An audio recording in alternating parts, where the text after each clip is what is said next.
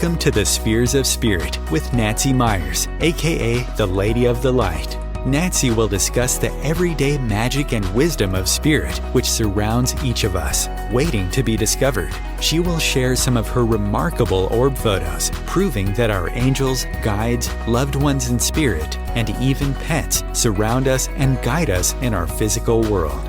During this episode, Nancy will discuss one of the many spheres or aspects of spirit available to us based on her orb photography. She will also share a special channeled message from her guide, Leonini, and do an oracle card reading to help guide you along your personal spiritual adventure. And now, here is your host, orb photographer, author, medium, and speaker, Nancy Myers.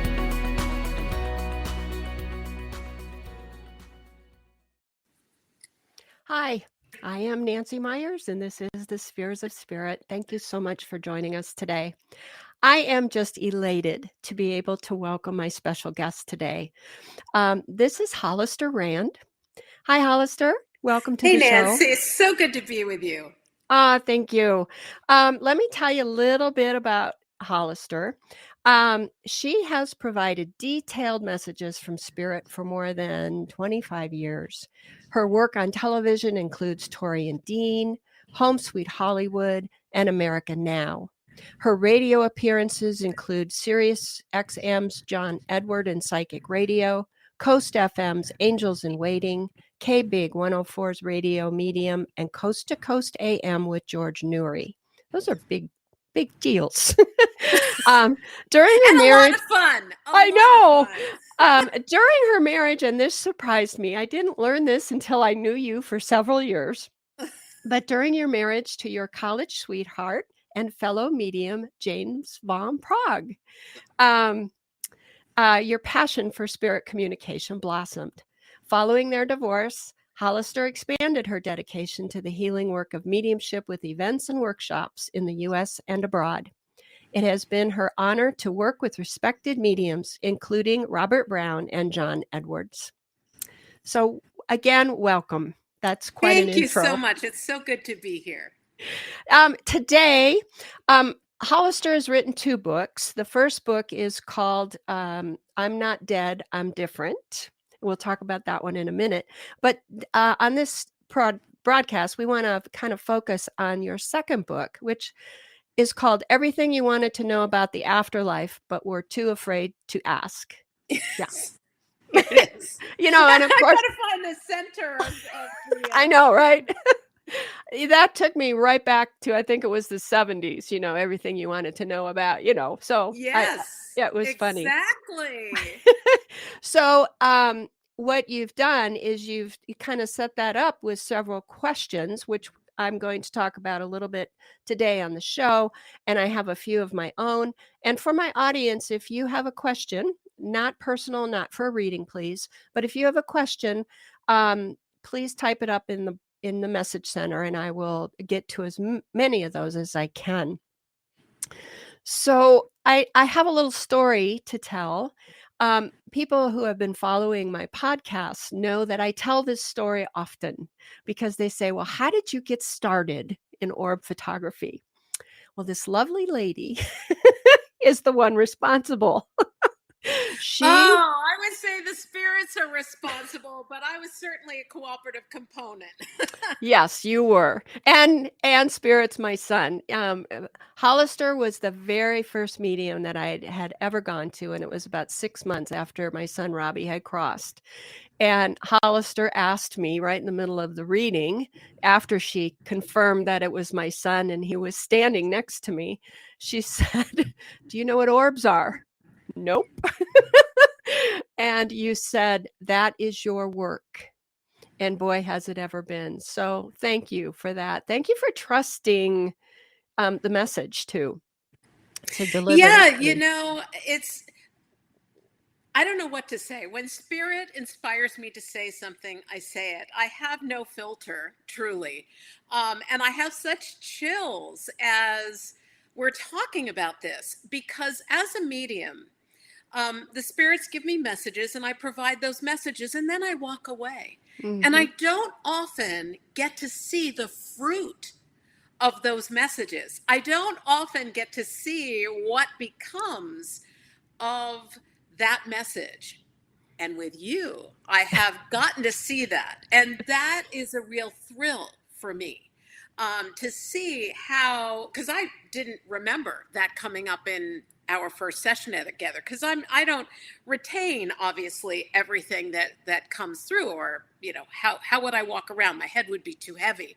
But this seeing how that question and that inspiration from spirit has brought you to a place of working with Robbie and bringing peace and connection to so many. I mean, it brings joy to my heart and reminds me why I do this. Oh, well, thank you. Yes, it's been quite an amazing journey. With Hollister, I have gotten several readings, which I highly recommend, and we'll go through her contact information at the end of this. I've also taken several workshops. So I consider you my mentor and friend, and I highly recommend anybody, if you get a chance to take a workshop with Hollister, um, to do it. Your workshops helped me move down that path that you told me about. So again, it was a remarkable journey. Um, so let me bring up the first slide if I can, Chris, because we're going to talk about the book. But I wanted to share this slide with you because the name obviously is everything you wanted to know about the afterlife, but were too afraid to ask. Well, here's an orb, and an amazing orb I just got 3 nights ago, by the way. The orbs change for me all the time. So the quote that I put was, "We do not fear the unknown. We fear what we think we know about the unknown." I thought that was a very powerful quote by Teal Swan. Thank you very much, Chris. So for those listening, you can go to my website or here at OMTimes Radio to view the slides that I've put up. And so I'm going to start with first a question about a little bit about your history. First of all, when I found out that you had spent time growing up in Woodstock, I just went, oh, no wonder I'm drawn. I'm an old hippie, of course. How cool is that?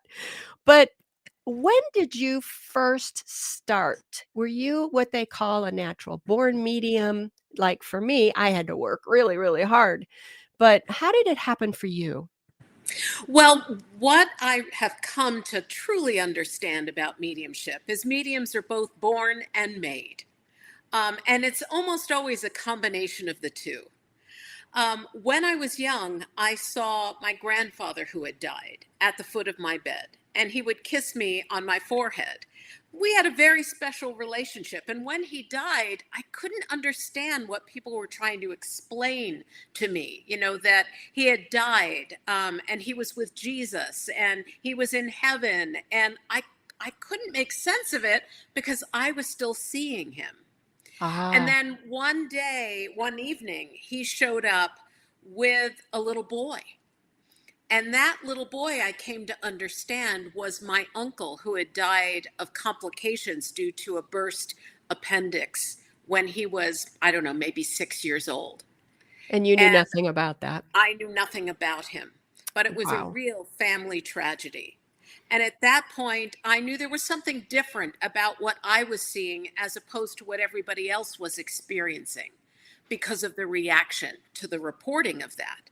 So I did my best to sort of I did my best to tamp that down for many, many years. And it wasn't until I was in a severe car accident that it kind of blew everything open.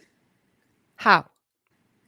How did that blow everything open? I'm thinking it was probably due to the severe head injury that I had. Oh. And many mediums have reported that a severe trauma or near-death experience will bring them to the point of spirit connection. I speak at groups, International Association of Near-Death Studies, IANS groups, and have come in contact with many, many people who, like me, sort of straddled that place between life and death with severe trauma, often due to accident or, some sort of physical trauma. What I'm discovering now is that this young generation that we have on this planet, X, Y, and Z, these last three generations have grown up without the fear around spirit connection. And so Yes. there isn't this tamping down of it and Mm-mm. the forcible opening up again due to trauma. It is now really this kind of growth and acceptance, and I Yeah. love being part of all of that. Yeah. They're no longer threatening to burn us at the stake. Yeah, well, for the moment. Yeah. I know, right? History is always cyclical, but for right now, we have a place here, and all mediums and all sensitive people give spirit a place on the earth. And that is really one of the greatest reasons to connect with spirit. We think it's for us. We think it's to heal our own grief, to reconnect with the people that we love. But you've been in my classes, Nancy. What ends up happening is we realize we can bring healing to each other. And not only that, by our presence and connection, we bring spirit here. We give them a place at the table. And that's the exciting thing. Yeah, absolutely. In fact, I'll go back to what you told me when I first met you, and you said you're working with your son to heal souls on his side and heal souls on your side. And at the time, I had no idea how that worked, and I have since come to see that. But yeah, that's exactly right. It's wow. So let me start with some of the questions, if I can. First question that I wrote down, and I get this a lot too, is do spirits need time to acclimate in the other side before we can hear from them? I and many other mediums thought that they did. There was the idea of the spirit hospital where they can regain energy. What I've come to understand, and spirit shows me this, it's not like I have the great idea, and then I put it forth. Spirit often shows me by example. So what started to happen was spirits were showing up and speaking to their loved ones almost immediately after passing. And there are two things that came to mind. One was a large event, and I came to a lady, mentioned a person that she taught in school. This was a Saturday night. He had disappeared on the Friday night, and he showed up Saturday night to her. Then I was at a small spirit circle in Maryland, and two women came. They were sisters, and their mother in spirit talked about her funeral. Should she have one? Should she not have one? And that was apparently a discussion that day because the mother had died that morning. Wow. So all of a sudden I thought, wait a minute, what's going on? Why are spirits showing up immediately? And I've come to understand that with our acceptance of spirit communication, we are more open. How soon spirits can communicate have a lot more to do with where we are in our understanding of spirit communication, and also our grief process or our grievance. You see, where there is grievance, shouldn't have died this way. This shouldn't have happened. This is wrong. In situations like that, it can be difficult. That's a difficult energy for the spirits to work with. But I've seen tremendous changes over the years I've been doing this. Spirits are showing up like this, and it's very exciting. It is very exciting, and I have a little bit of a follow-up question because Robbie has told me time and time again, there is no such thing as time. So even though they have just crossed in the morning, they could have been there for decades and then come back or readjusted to our time. Does that make sense? Well, there is no time as we understand it here. And the way that spirits work with me with that concept is wherever there is healing here in the eternal present moment. That is where the spirits exist, in the eternal present moment, where everything exists at the same time. And when we work in the present moment, that's the only place where we're meeting and where change can happen. And it happens both in ancestral work and in future generations. So when there is a healing and there is a change with a spirit and a person who is getting a message, it reverberates through what we consider time, backwards and forwards. There's a healing in the entire family line.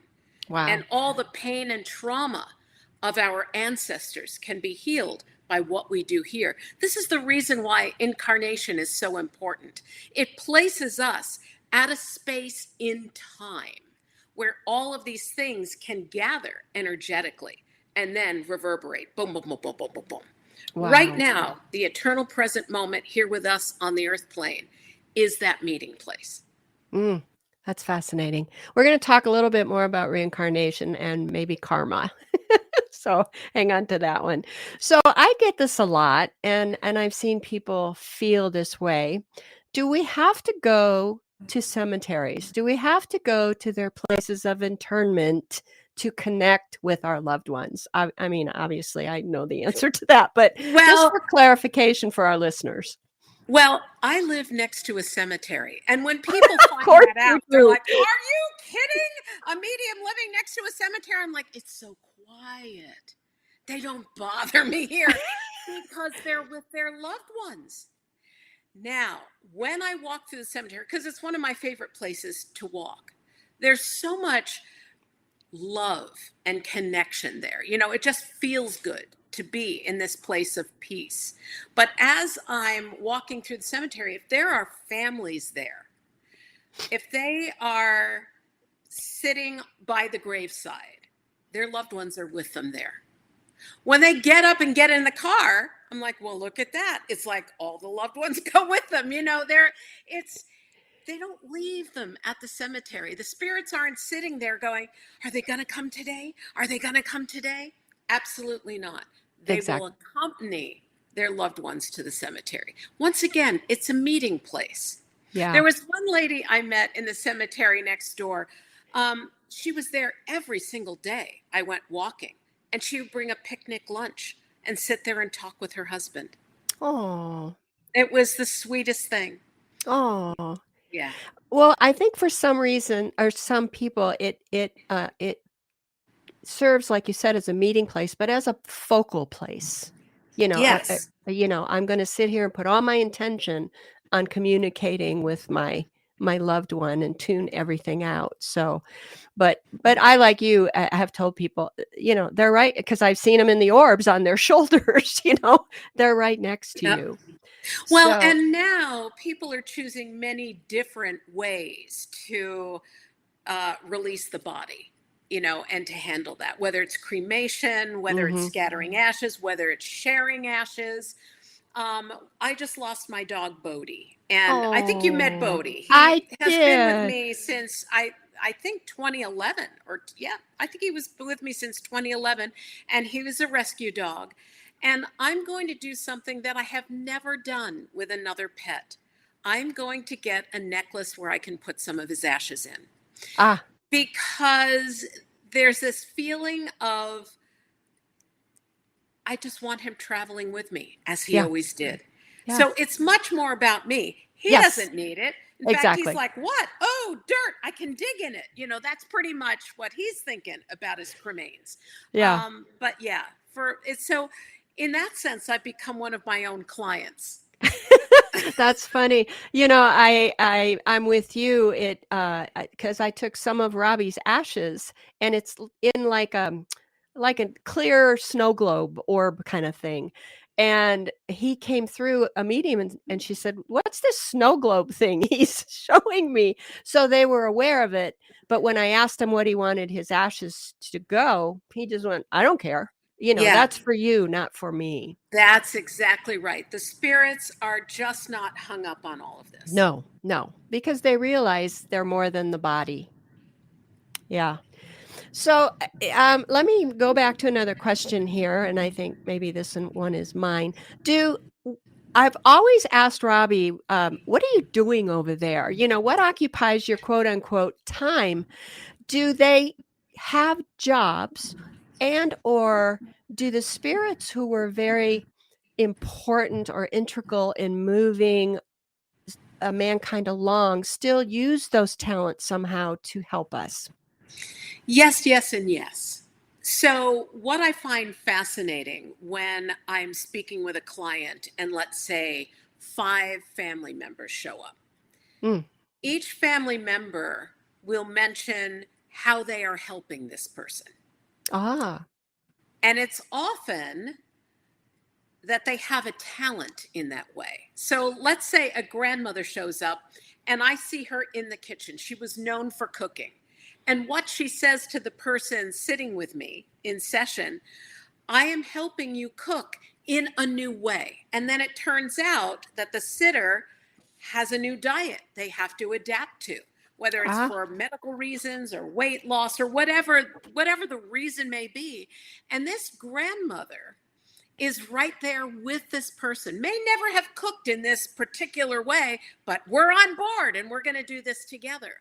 And what I find really fascinating are loved ones in spirit, or even those with whom we may have had difficulties, when they show up at the frequency of love, because I work at that frequency, they will often help to heal within the family the very situations they created or perpetuated. And I'm thinking mostly with addictions, abuse, things like that. So the most unlikely allies, the father who was an alcoholic, abandoned his family, or things along those lines, their job is helping others in the family, grandsons, nephews, to deal with some of the same addictions. So yeah, everybody has a job. And those who are elevated spirits, and even those who seem to be sort of regular everyday people, but gurus or saints. And I'm Mm. thinking Mother Teresa as an example. I Sure. had a group of hospice people in a spirit circle. They all worked together.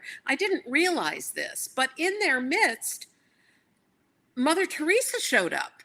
And it turns out, and I thought, am I making this up? Am I really, because when you see one of these elevated people, Christ consciousness is another that I've seen. So Mother Mary makes Mm. appearances.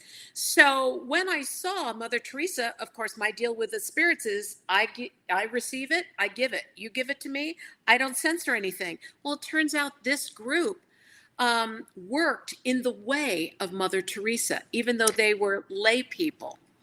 And so she is very important to them, and she is helping them move forward. They were thinking of instituting new ways of helping those who are dying. Wow. So yes, those who are elevated are still moving things forward here on this earth planet.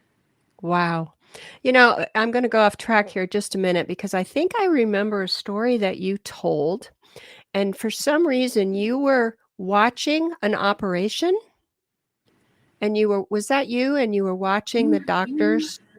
No, that was Oh, not, I don't think that was me. okay. Okay. No. But what Although the I've media had a couple of operations and they all turned out well. So, No, you yay. were you were this story is just for my audience to finish. The medium for some reason was observing this surgery. She wasn't the patient or anything, but she could see the spirits like doctors go and assist the hands of the actual doctors who were doing the surgery.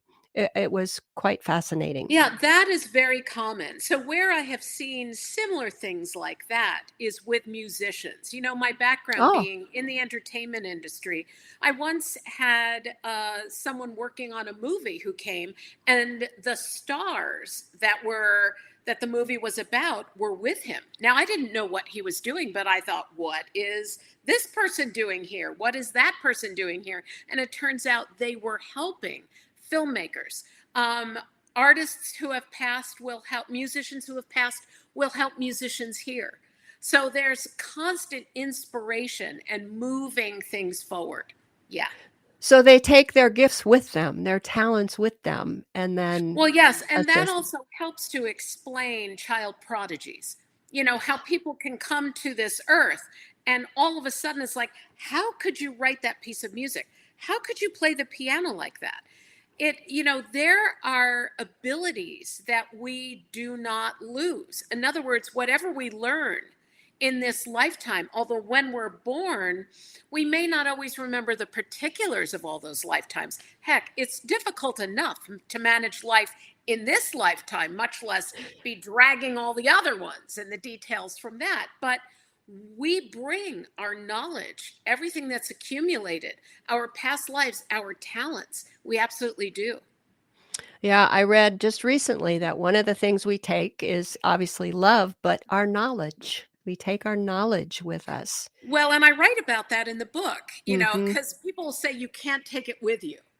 Well, in the book, I talk about what is it that you can take with you. Exactly. It's not And that's one of things. the things is what Yeah, we learn here. yeah, yeah. That's amazing. So w- I'm debating whether I need to break, but before I ask this question. Oh, but let me ask this one question as a follow-up.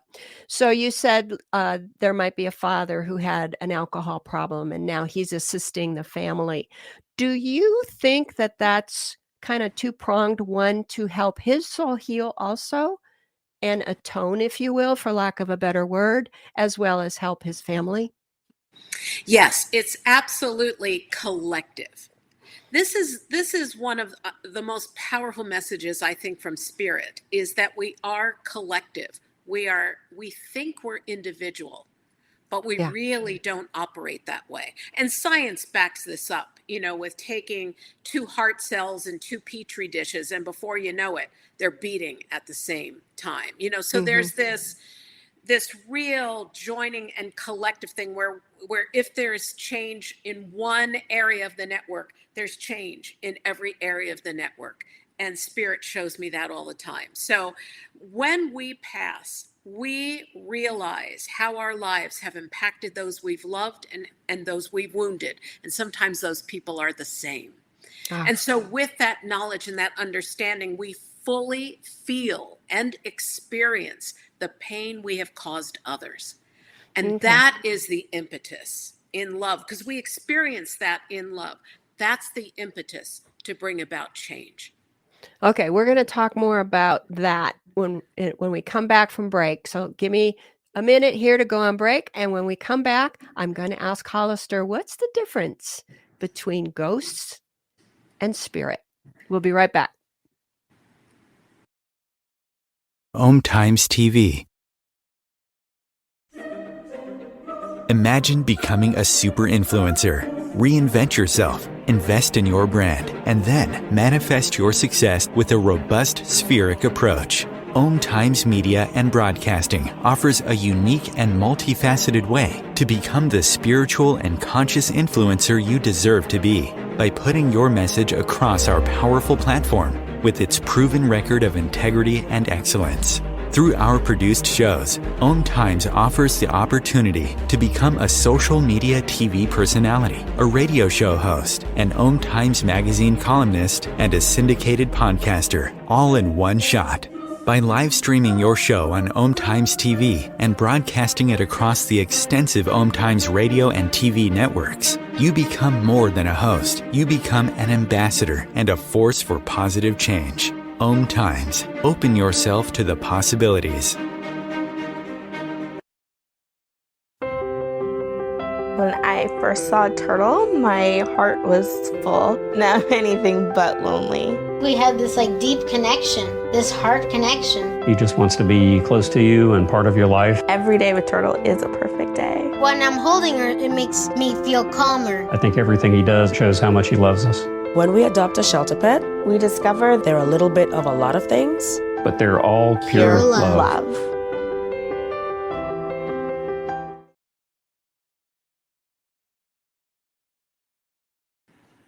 And welcome back.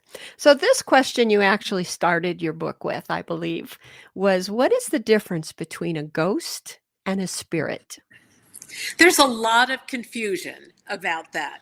When I first started working as a medium, actually, even before I started working as a medium, I was doing some ghost busting stuff. And I met some very not nice entities. And I thought, is this how I really want to interact with the unseen world? I thought, no, I really want to work with loved ones, with people who want the best for others.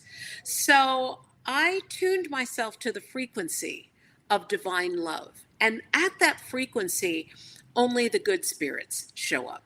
If a spirit speaks with me during a session, even if they were difficult here on this earth plane, it means there's been a change.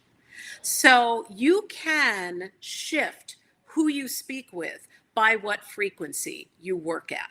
So ghosts tend to be more dense, close to the earth. And in the book, I have a very simple little table of explanation.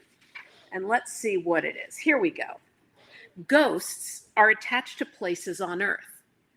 Spirits remain connected to loved ones. So when you think about connection, a ghost wants to own something here on this earth plane. That's my house and you shouldn't be in it, Whereas a loved one in spirit, even though it was their house, if the family moves, they go with the family. They're not attached to the house.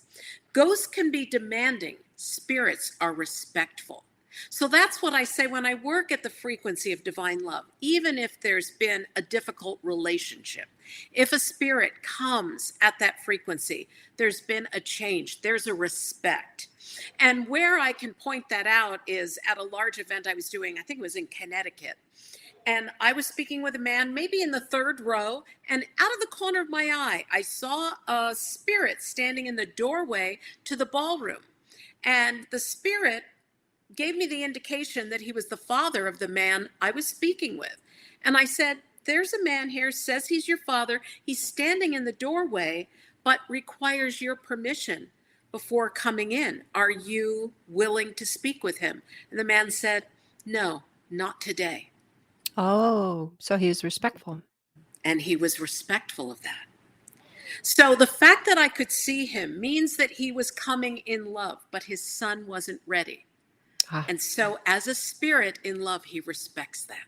So it is about respect. Ghosts hang on to grievances and anger. Spirits take responsibility for their actions.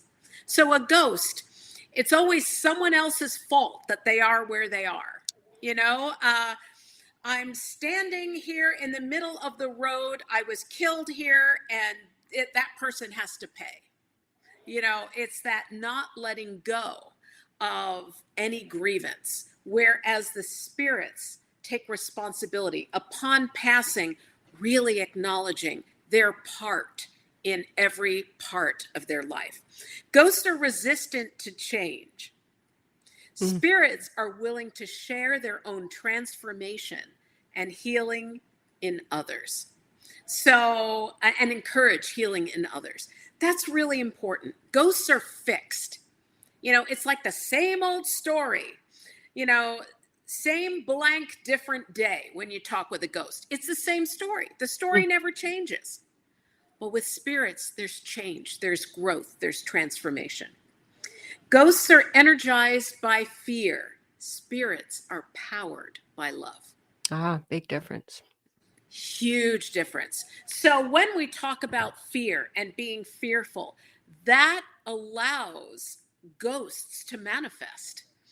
I mean, there's a reason why there's an awful lot of activity on Halloween. I just went to a Halloween event, if you can believe that. It's only September. Yes. Yeah. And I did that and I thought, you know what? I am just not of the demented clown group. This is just not where I belong.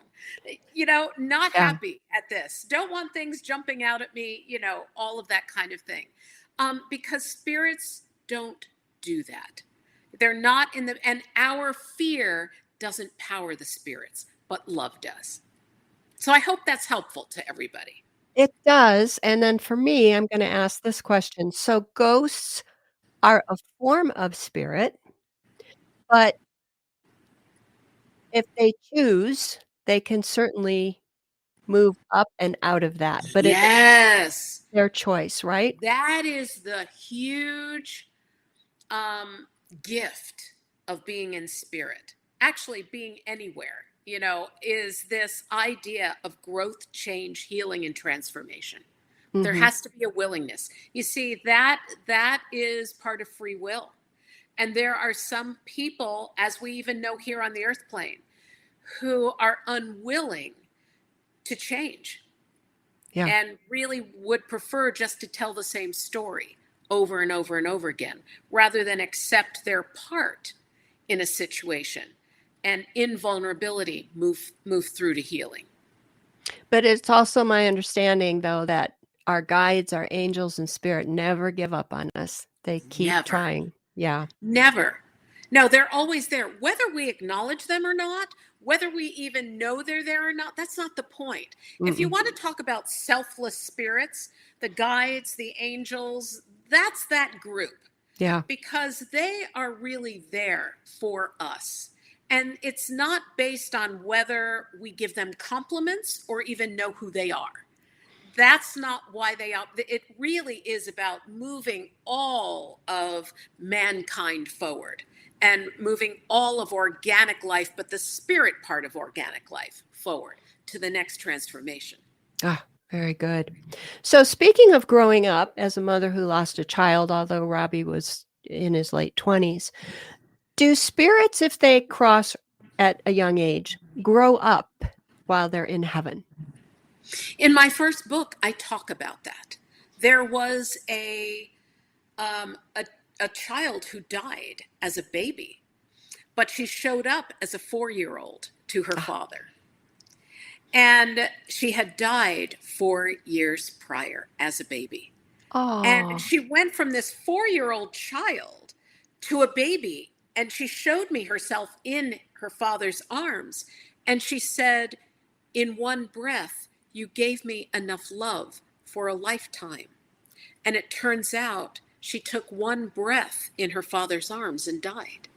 Oh, wow. But they have celebrated a cousin who was born in the same year. So they were keeping pace. Every birthday, every celebration, they included her. So she grew up with the family. Now, the inverse is also true.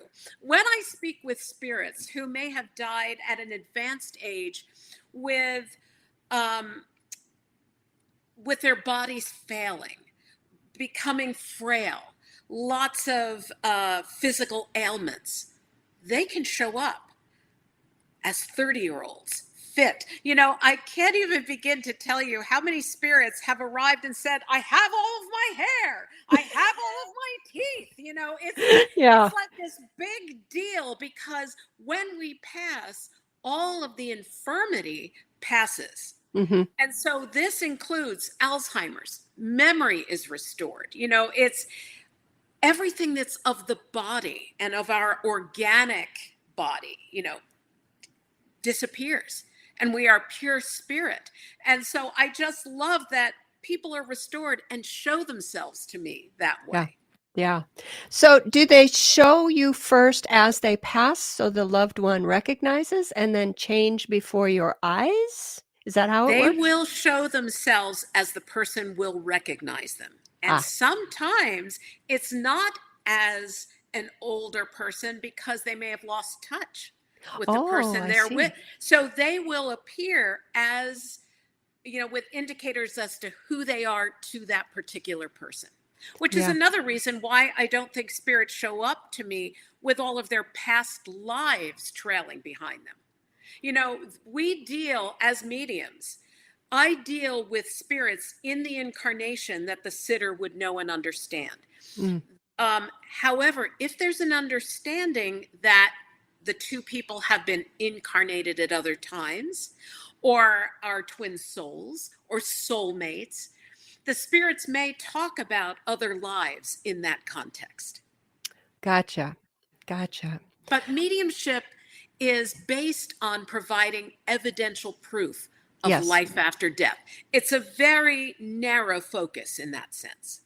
Yeah. And I've had spirits come, and if, like you said, they've lost contact, or even if it was a grandmother that someone didn't know, but they had a picture of that grandma in a certain hat or with certain necklace, that's how they'll show up, so that they can be recognized. That's exactly right. They will come as they will be recognized. Yes. Very interesting. So I'm going to. Which brings up the point that appearance and physicality is very mutable. And so we can adopt that with ourselves and not get locked in to any one way of being here on the earth plane. So and I've even had spirits say this, that we can sit here and imagine ourselves at a different point on the timeline in our world and affect our physicality in that way. Ah. So there are even studies that are beginning to show that you can set your body clock at a different point in time. It's fascinating. Fascinating. Wow. Yeah. Yeah. I love too how science and spiritualism, you talked about the two heart cells. I think there was a famous what's the word I want? Physics experiment. I think it was called the slit experiment, where anyway, if you didn't see it, it didn't happen. But then there's another experiment where two things that are separated, no matter how far, what happens to one happens to the other. And the physics have proved that, just what you were talking about. So there are experiments out there. Yeah, I'm thrilled with science supporting what we are experiencing. And, neuroscience and consciousness science, all of those things are beginning to support what mediums, meditators, and, people who have been exploring those frontiers for some time have been saying. Mm-hmm. Yeah. Yeah. For centuries or millennia, right?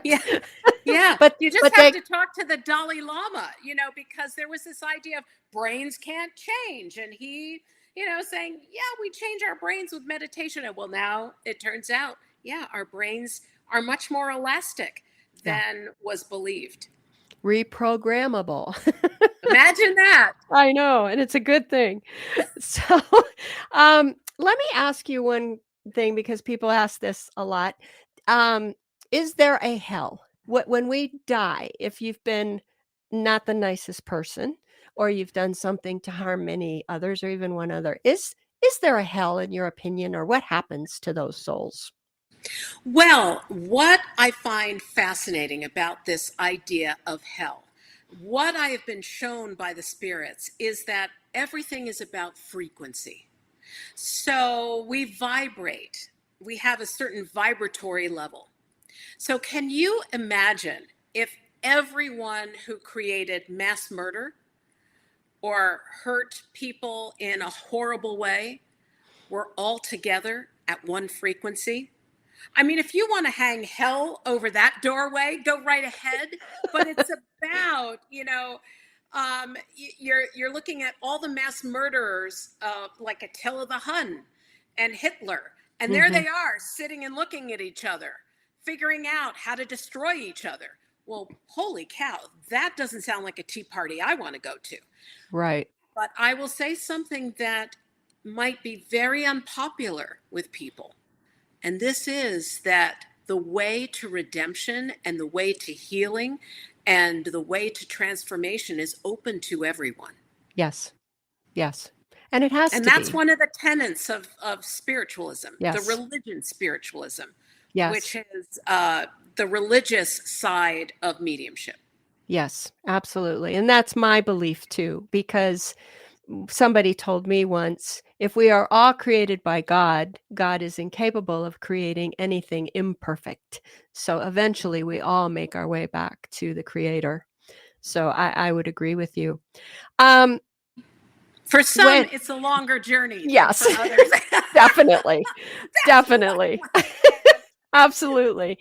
Can spirit, our guides, our angels, make us do something that we don't want to do? The idea of intervention is a bit of a sticky wicket.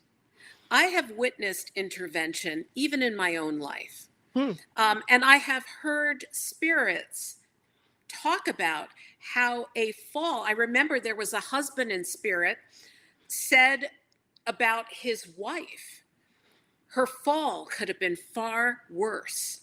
She didn't hit her head because I held her. And I went, wow, okay. But the fall wasn't prevented. But what ended up happening was in that house, the son went in the house and put up bars and, handholds. And it was kind of a wake-up call in that sense. Ah, But the truth of the matter is we are all going to die.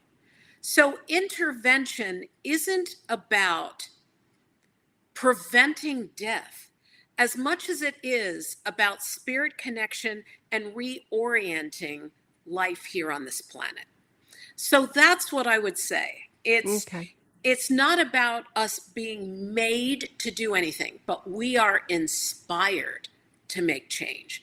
Spirits, spirit is in inspire. This idea of breathing in spirit, being inspired, being guided, very different from being compelled or pushed. Once again, goes back to the idea of ghost and spirit. One is very cooperative, and the spirits are very cooperative. Ah, okay. Okay. I had my own intervention, my son, and I'll tell that story on another show. It's too long to get into, but I know exactly what you're saying. Yeah, they will help us.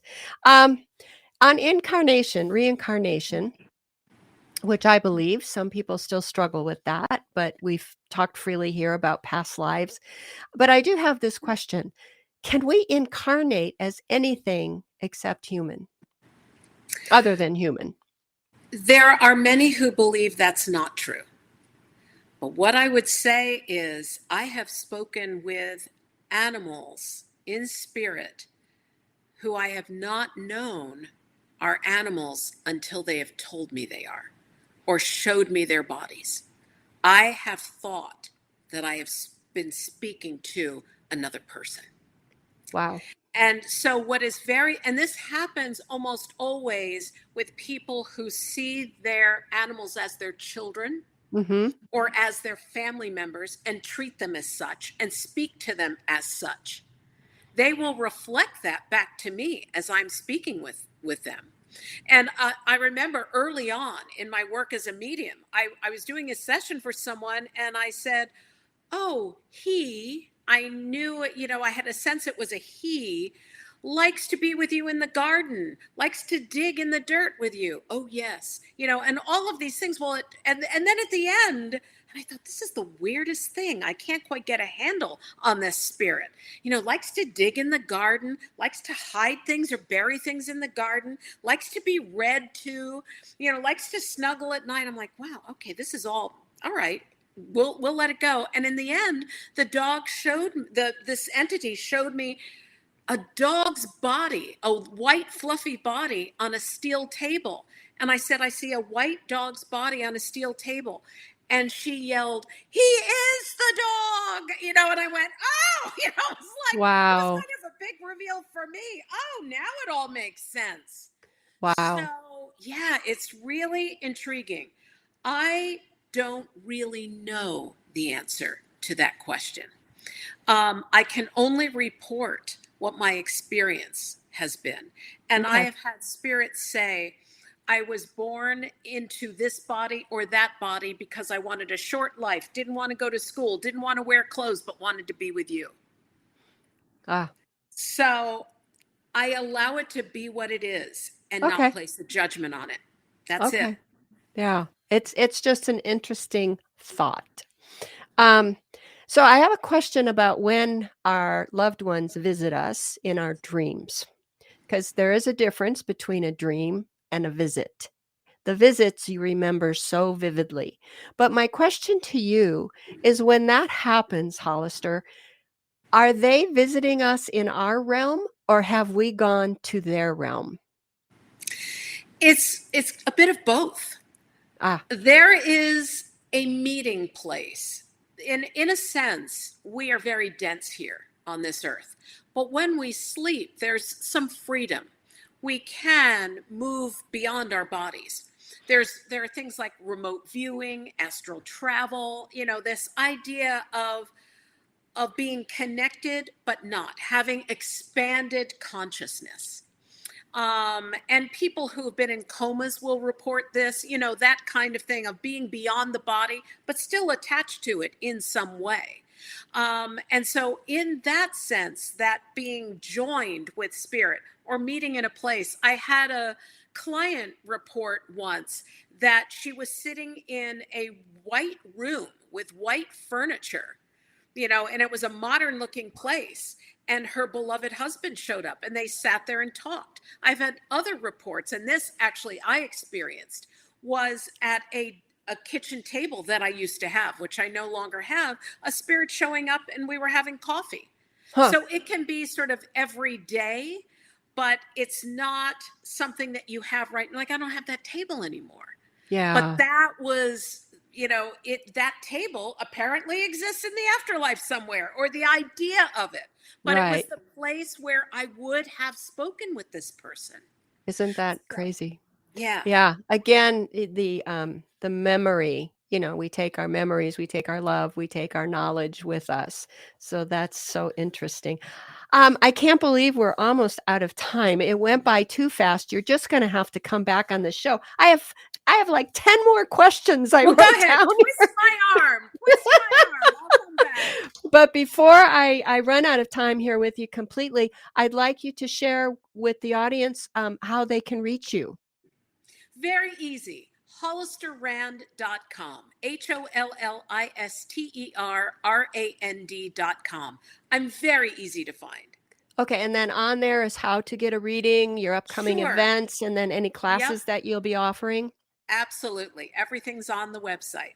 Okay, good. And again, I cannot recommend this beautiful soul to you guys enough. Her readings are incredible. You will have no doubt that she is connecting with your loved ones. So, Hollister, thank you so much. It was a pleasure to see you again, and I will have you back. So, Wonderful. You take care. Bye. Bye-bye. Okay, wow, there's so much information. Chris, can we bring up the last slide here? This is a quote from one of the books that I just love. It's called The Afterlife of Billy Fingers. If you haven't read it, I highly recommend it. And here's the quote. It says, "In the afterlife, the light heals all the pain you suffered in your lifetime, physical, mental, emotional, and otherwise." Thank you, Chris. It's always about the healing. It's always about the light.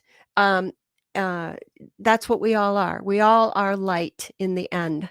So I have a special channeled message that I'd like to share with you from Leonini. And it's she kind of tied it in, as she always does. I got this message yesterday to what happens when we pass.